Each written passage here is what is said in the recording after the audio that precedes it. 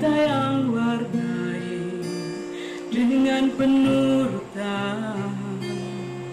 Perjalanan ini banyak liku-liku, kita yang tentukan Allah tujumu. Selagi ada langit dan bumi, selagi ada sinar mentari, selagi ada nyawaku ini, ku bertahan dan percaya. Selagi air masih mengalir, ku bertahan seperti air itu.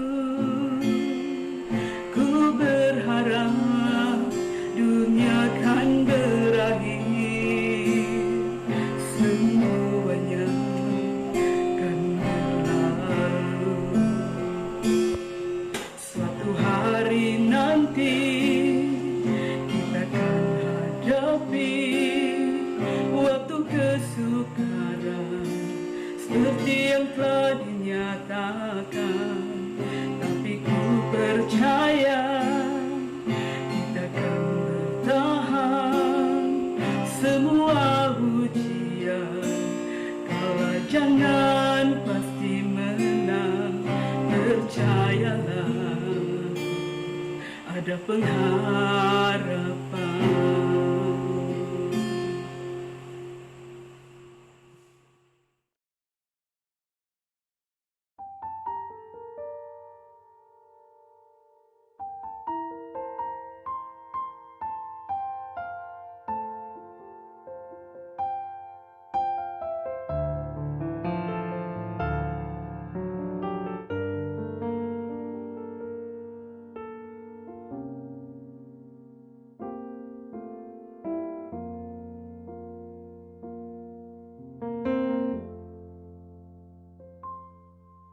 Betapa ku merindukanmu, siang malam ku renungkan firman-Mu Tuhan. Kuasa-Mu Maha Pencipta menghiburku, menyembuhkan dan menyelamatkan semua. Firman-Mu Tuhan mengajarku untuk tetap setia. Firman-Mu mengubah hidupku, membimbing dalam kebenaran. Kau berikan kami pengharapan.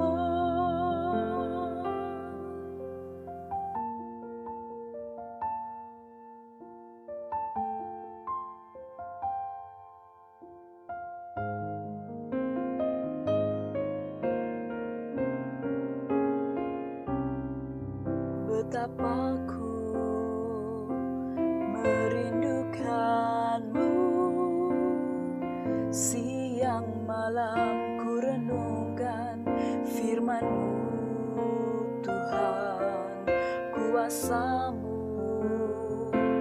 Maha Pencipta menghiburku, menyembuhkan dan menyelamatkan semua. Firman-Mu Tuhan mengajarku untuk tetap setia. Firman-Mu mengubah hidupku, membimbing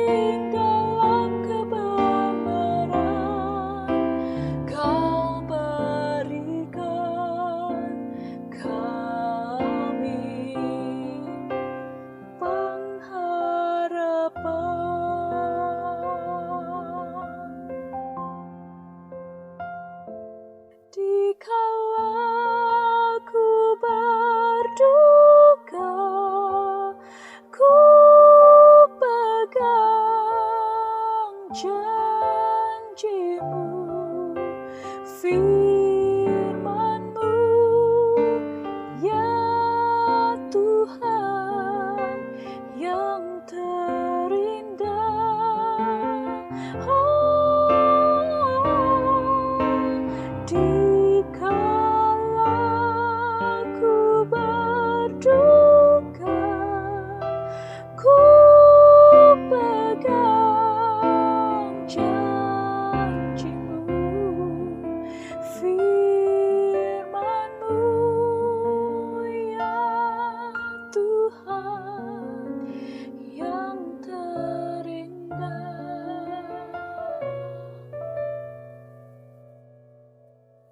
Firman-Mu ya Tuhan yang terindah.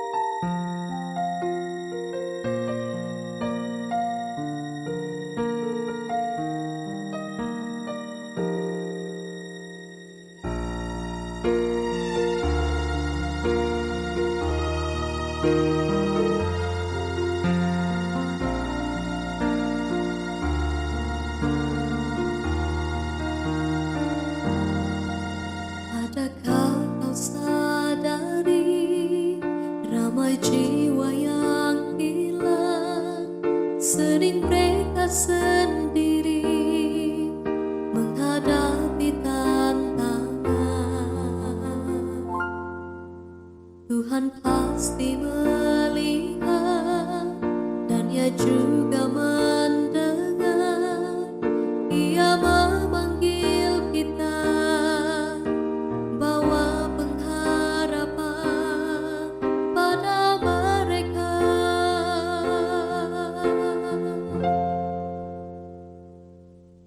Lihatlah,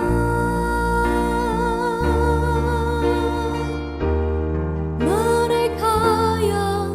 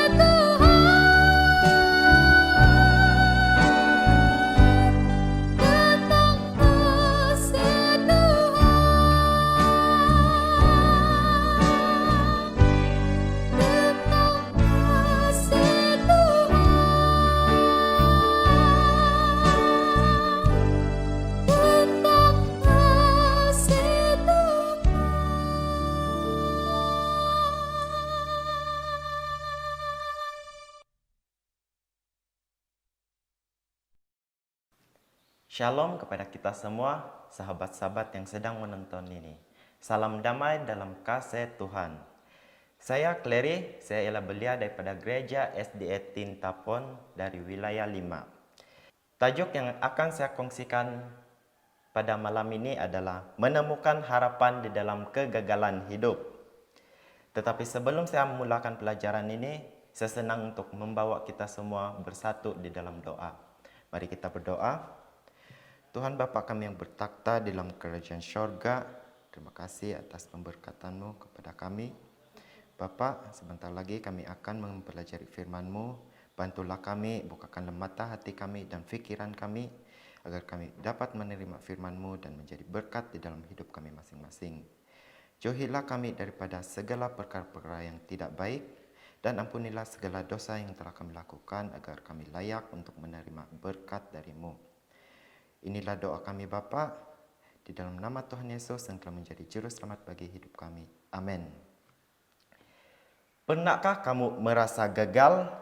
Tidak kira mungkin kamu pernah gagal di dalam hidup kamu, dan mungkin bagi yang pelajar pernah gagal di dalam pelajaran mereka. Sebagai contohnya di dalam peperiksaan seperti SPM, dan mungkin di dalam keluarga juga ada sesetengah daripada mereka yang pernah merasa gagal. Sebagai contohnya ibu bapa sendiri, orang tua mungkin pernah merasa gagal untuk menjadi orang tua yang terbaik bagi anak-anak mereka. Dan kepada anak-anak pula mungkin mereka merasa gagal untuk menjadi anak-anak yang berbakti kepada orang tua mereka.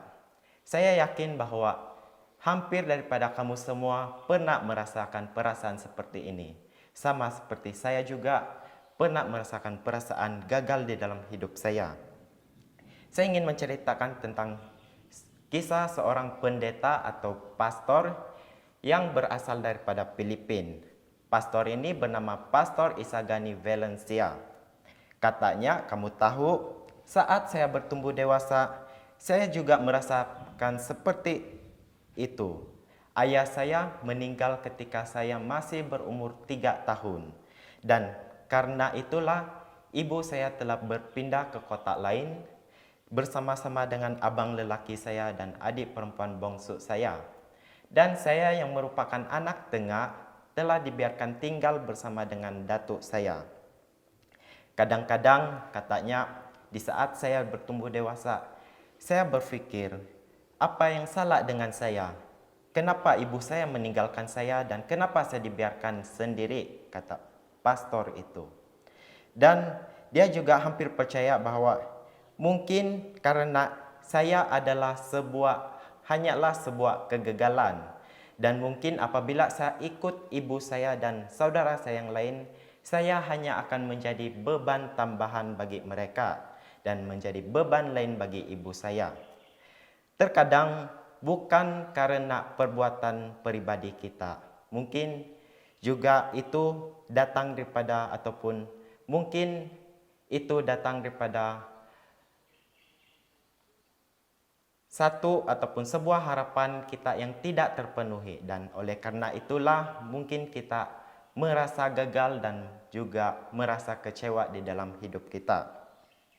Di dalam kajian yang telah dilakukan oleh seorang profesor ekonomi yang bernama Rojas Mariano dan seorang ahli sosiologis Belanda yang bernama Ruth Van Hoven, mereka mengatakan bahwa terdapat sekitar 4 atau 5 teori kognitif yang berkaitan dengan harapan kita di dalam hidup. Dan salah satunya adalah perbandingan. Teori ini beranggapan bahwa kita memiliki standar seperti apa kehidupan yang baik itu, bahwa kita terus-menerus menimbang realiti hidup kita dengan standar ini. Ketika kamu memiliki standar tertentu itu dan kamu mula membandingkan dengan standar kamu yang sedia ada, dan apabila kamu tidak dapat menyamai standar kamu itu seperti yang kamu inginkan, di sana kamu akan merasa kecewa dan mungkin juga akan merasa gagal karena kamu tidak dapat apa yang kamu harapkan. Dan satu lagi teori yang mereka usulkan adalah konstruksi sosial ataupun pembangunan sosial. Gagasan bahwa kita dinilai sesuai dengan standard yang ada menimbulkan pertanyaan dari mana standard ini berasal. Hal ini biasanya dilihat sebagai hasil sosialisasi yang melibatkan penerapan gagasan kolektif tentang kehidupan yang baik, terkadang juga dengan sedikit modifikasi atau pengubahsuaian. Dengan kata lain, konstruksi sosial ini memberitahu kita bahwa kita ini cenderung membandingkan kesuksesan dan tingkat kesuksesan kita dan kepuasan kita di dalam hidup berdasarkan orang-orang yang ada di sekitar kita. Dan seterusnya, teori yang ketiga adalah penyesuaian standard. Suatu standard yang digunakan dalam perbandingan adalah bersifat tidak tetap dan mengikuti kemungkinan yang ada. Dengan kata lain, kita akan cenderung untuk menilai kehidupan dengan apa yang menurut kita ialah realistik. Dan ini adalah salah satu penyesuaian standar ataupun sebagai contohnya adalah mungkin ketika kamu sudah berjaya membeli sebuah kendaraan atau kereta dan tidak lama kemudian kamu masih lagi menginginkan sebuah kereta yang jauh lebih baru, jauh lebih cantik dan jauh lebih hebat daripada apa yang sudah kamu miliki. Dan mungkin juga kamu sudah berjaya membeli sebuah rumah atau membina sebuah rumah dengan hasil kerja kamu sendiri. Tetapi tidak lama kemudian kamu masih lagi menginginkan sebuah rumah yang lebih baru dan jauh lebih besar daripada apa yang kamu sudah ada. Dan itu hanya akan membuat kamu merasa tidak puas di dalam hidup kamu dan sentiasa berasa kesepian. Dan yang seterusnya adalah penilaian tercermin. Sebuah varian sosiologis menyatakan bahwa kita tidak hanya membandingkan hidup kita dengan standar sendiri, tetapi juga menilai hidup kita melalui mata orang lain. Dengan kata lain, dalam menilai seberapa bahagianya kita memperkirakan seberapa bahagianya orang lain berpikir tentang kita. Jadi jangan pernah fikir bahwa semua orang akan turut bahagia dengan apa yang telah kamu lakukan di dalam hidup kamu. Karena tidak semuanya akan ikut gembira, ikut bangga akan pencapaian yang telah kamu lakukan. Mungkin sesetengah daripada mereka, yaitu ahli keluarga kamu sendiri, mungkin akan berasa bangga dengan apa yang telah kamu lakukan. Tetapi sesetengah daripada mereka, sebagai contohnya kawan-kawan kamu sendiri, mungkin ada yang menyimpan rasa cemburu dan iri hati dengan apa yang telah kamu lakukan. Dan itu hanya akan menimbulkan perasaan yang tidak baik terhadap kamu. Jadi, jangan pernah memperkirakan seberapa bahagianya orang berpikir tentang hidup kita ataupun hidup kamu. Kamu hanya perlu fokus dengan apa yang telah kamu lakukan. Beberapa tahun yang lalu, seorang pemain tenis nomor 1 dunia yang bernama Serena Williams yang pada ketika itu sedang berlawan dengan kawan baiknya sendiri yang bernama Caroline Wozniacki. Dia ataupun Serena Williams telah memukul raketnya beberapa kali di lantai karena dia gagal memukul bola itu beberapa kali dan dia menyatakan, "Saya tidak tahu berapa kali saya memukulnya. Tetapi saya katakan bahwa raket itu tidak akan pernah membuat saya gagal lagi," kata Serena Williams. Seperti kita juga, di saat kita gagal, terkadang kita menyalahkan orang lain dan juga kita menyalahkan keadaan pada masa itu. Kita katakan bahwa itu kesalahan orang lain dan itu bukan salah saya. Dan terkadang kita tidak mahu untuk bertanggung jawab atas hal itu. Atas hal yang telah kita lakukan sendiri. Menurut Johns Hopkins, di dalam salah satu bukunya yang telah diterbitkan pada tahun 1999, banyak orang yang menderita gangguan jiwa atau penyakit mental telah berpindah kepada obat-obatan dan dibawa pengaruh alkohol sebagai cara untuk mengobati diri sendiri.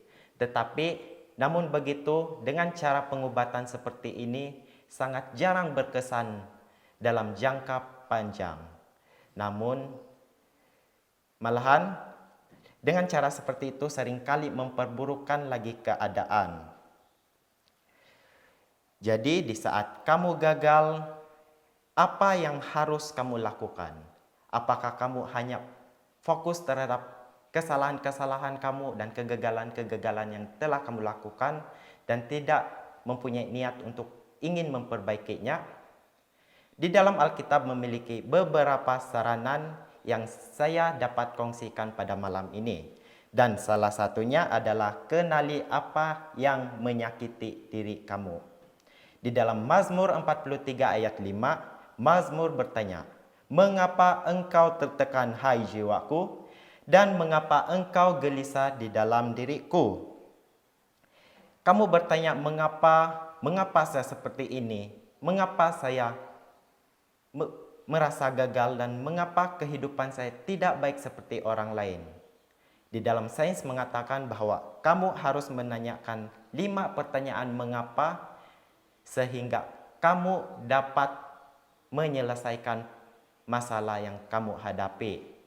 Jadi, di saat kamu merasakan ada sesuatu yang tidak kena ataupun salah, kamu perlu menyelidikinya dan mengenal pasti apa dan di mana puncaknya agar kamu tahu bagaimana untuk menyelesaikan masalah yang sedang kamu hadapi.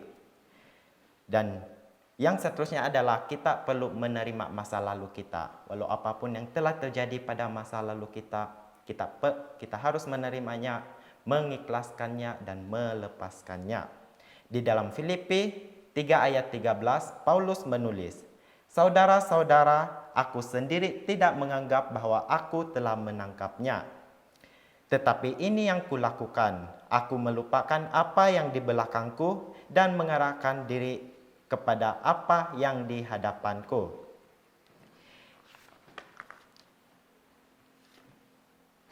Jadi, mungkin sesetengah daripada kamu tidak sadar bahwa diri kamu sendiri yang membuat hidup kamu terbeban.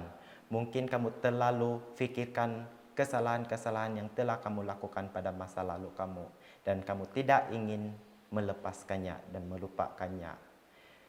Setiap daripada kamu mungkin ada yang membawanya setiap hari sehingga membuatkan hidup kamu tidak tertahan. Jadi inilah masanya untuk kamu melepaskan semua itu. Kamu perlu fokus pada masa sekarang dan belajar daripada kesalahan dan kegagalan kamu.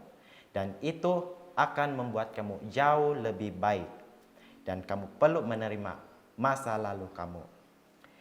Yang seterusnya adalah memaafkan. Di dalam Lukas 17 ayat 3 hingga 4, "Jagalah dirimu, jikalau saudaramu berbuat dosa, tegurlah dia, dan jikalau ia menyesal, ampunilah dia. Bahkan jikalau ia berbuat dosa terhadap engkau 7 kali sehari, dan 7 kali ia kembali kepadamu dan berkata, 'Aku menyesal,' dan engkau harus mengampuni dia." Jadi, walau macam manapun orang itu telah menyakiti kamu, kamu harus untuk belajar mengampuni mereka. Walaupun sukar, tetapi kamu perlu juga untuk mengampuni mereka. Mungkin penyebab kamu sukar ataupun susah untuk memaafkan seseorang itu adalah ego yang ada di dalam diri kamu. Kamu perlu untuk merendahkan diri kamu dahulu dan coba untuk buang semua ego yang ada di dalam diri kamu dan belajar memaafkan orang. Sebagaimana Tuhan telah mengampuni semua dosa dan kesalahan kita, semua kegagalan kita dan kesalahan yang telah kita lakukan telah diampuninya di kayu salib. Demikian pula kita harus mengampuni orang. Dan yang seterusnya adalah mengganti luka-luka itu dengan kebenaran. Mungkin rasa sakit yang utama adalah seperti diabaikan, dituduh, tidak dihormati, diremehkan, direject, dan banyak lagi. Tetapi di dalam Alkitab menawarkan bahwa kebenaran utama yang dapat menggantikan luka-luka tersebut. Dan kebenaran yang utama yang pertama adalah inilah kebenaran. Alkitab berkata di dalam Yohanes 8 ayat 32. Dan kamu akan mengetahui kebenaran, dan kebenaran itu akan memerdekakan kamu. Jadi kebenaran yang utama itu adalah identity. Apa identity kamu? Siapa identity kita sebenarnya? Di dalam 1 Yohanes 3 ayat 2, saudara-saudaraku yang kekasih, sekarang kita adalah anak-anak Allah, tetapi belum nyata apa keadaan kita kelak. Akan tetapi kita tahu bahwa apabila Kristus menyatakan dirinya, kita akan menjadi sama seperti dia, sebab kita akan melihat dia dalam keadaannya yang sebenarnya. Jadi, identiti kita itu adalah kita adalah anak Allah. Kamu adalah anak Tuhan. Di dalam 1 Yohanes 3 ayat 2 juga berkata sedemikian. Identitimu itu adalah Anda ialah anak Allah. Dan kebenaran utama yang seterusnya ialah nilai kita sendiri. Di dalam 1 Petrus 1 ayat 18, sebab kamu tahu bahwa kamu telah ditebus dari cara hidupmu yang sia-sia yang kamu warisi daripada nenek moyangmu. Itu bukan dengan barang yang fana, bukan pula dengan emas atau perak. Jadi, kebenaran yang utama itu yang seterusnya adalah nilai kamu sendiri. Nilai kamu itu ditentukan oleh darah Yesus Kristus, dan nilai kamu itu tidak ditentukan oleh seberapa banyaknya jumlah uang yang ada di dalam akun bank kamu, tetapi nilai kamu ditentukan oleh darah anak domba, dan nilaimu adalah tidak terbatas. Kamu sangat berharga di mata Tuhan, dan kita semua sangat dikasihaninya. Dan engkau sangat dikasihi oleh Tuhan dan Juru Selamat kita Yesus Kristus.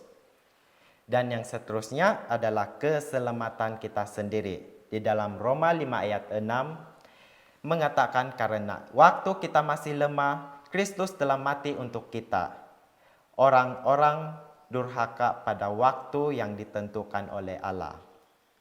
Dan di dalam Roma 5 ayat 8, akan tetapi Allah menunjukkan kasih-Nya kepada kita oleh karena Kristus telah mati untuk kita ketika kita masih berdosa. Jadi keselamatan kamu itu dijamin dan diberikan bukan karena kamu itu baik, tetapi Tuhanmu lah yang baik. Bukan karena kamu telah berjaya di dalam hidup, tetapi kamu telah gagal di dalam hidup kamu. Kamu melakukan banyak kesalahan dan kegagalan di dalam hidup kamu, dan kamu setuju akan hal itu. Kamu akui akan hal itu. Tetapi Tuhan masih ingin menyelamatkan kamu. Tuhan tetap mencintai kamu ketika kita masih orang yang berdosa. Alkitab berkata, Kristus telah mati untuk kita. Di dalam Roma 5 ayat 10, sebab jikalau kita ketika masih seteru diperdamaikan dengan Allah oleh kematian anaknya, lebih-lebih kita yang sekarang telah diperdamaikan pasti akan diselamatkan oleh hidupnya. Jadi, kawan-kawan, sebelum kamu menjadi baik, ingatlah bahwa Tuhan sudah baik kepada kamu. Sebelum kamu menjadi sahabatnya, ingat bahwa sebelum itu kamu adalah musuhnya, tetapi Tuhan tetap menjadi sahabat kita semua. Dan itulah kebenarannya. Kebenarannya adalah apabila kita gagal, kita masih boleh bangkit kembali dan kita mahu memperbaiki kegagalan dan setiap kesalahan yang telah kita lakukan. Dan walaupun kita masih gagal, masih melakukan kesalahan dan kegagalan yang berulang-ulang, Tuhan tetap tertarik kepada kita dan Tuhan ingin memperbaiki segala kesilapan yang telah kita lakukan.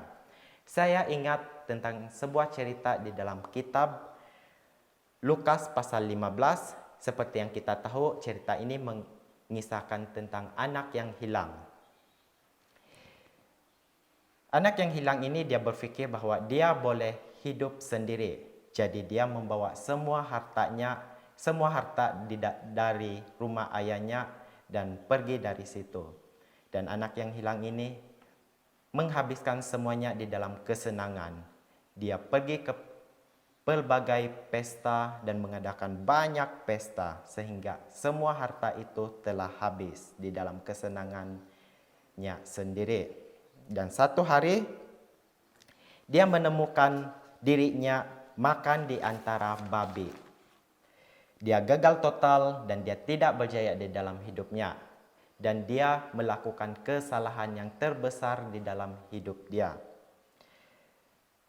Dan mungkin sesetengah daripada kamu berfikir bahwa dia tidak akan diterima lagi oleh ayahnya. Tetapi Alkitab mengatakan bahwa sang ayah sentiasa menanti-nantikan kepulangan putranya yang hilang itu untuk kembali. Dan satu hari di saat anak itu memutuskan untuk kembali kepada ayahnya, dari jauh lagi ayahnya nampak dia, ia berlari dan memeluk putranya yang hilang itu dan menyatakan bahwa putranya yang telah mati sekarang hidup kembali. Jadi walau apapun yang telah kita lakukan di dalam hidup kita, walaupun dosa-dosa kita itu sangat besar, ingatlah bahwa Bapa sentiasa menunggu kita dan kamu akan diterima di antara kawanannya. Mengapa kamu tidak mahu kembali kepada Yesus Kristus? Mari kita menangis di kaki salibnya. Mari kita akui segala kegagalan dan kesalahan yang telah kita lakukan. Dan dia bersedia untuk merangkul kita dan membawa kita kembali ke rumahnya. Jadi itu sahaja yang saya dapat kongsikan pada malam ini. Semoga ia menjadi berkat di dalam hidup kita semua. Terima kasih dan Tuhan memberkati.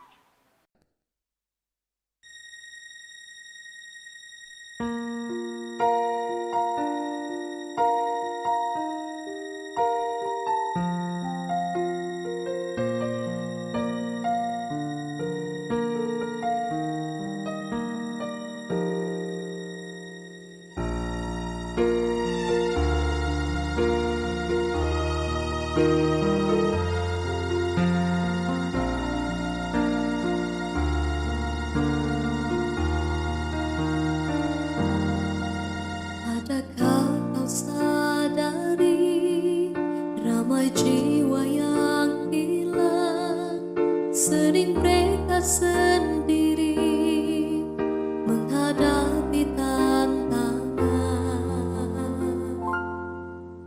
Tuhan pasti melihat dan Ia juga mendengar. Ia memanggil kita, bawa pengharapan pada mereka.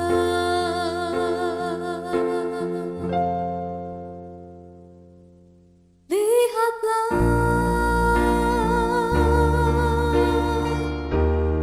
mereka yang perlu mendengar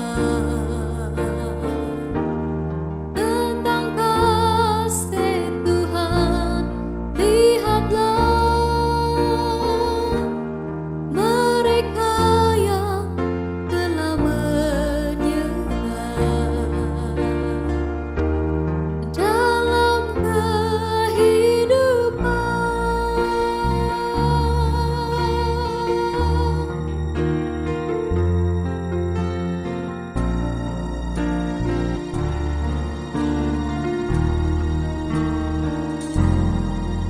Tuhan pasti melihat dan Ia juga mendengar.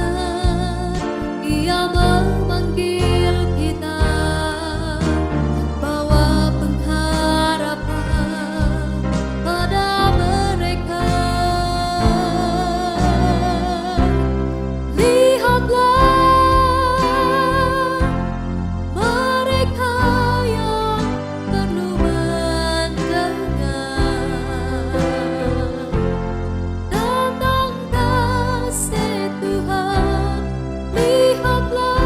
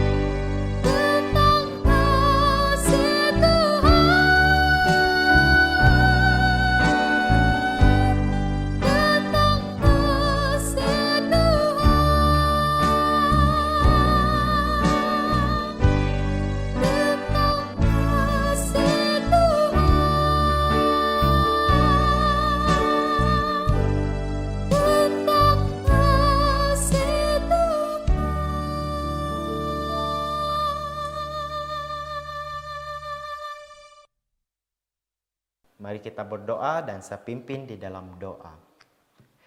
Tuhan Bapa kami yang berada di dalam kerajaan syurga, terima kasih karena telah berserta kami.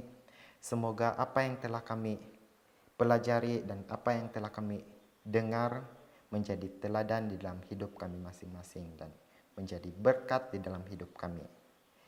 Ampunilah segala dosa yang telah kami lakukan Bapa, di dalam nama Tuhan Yesus.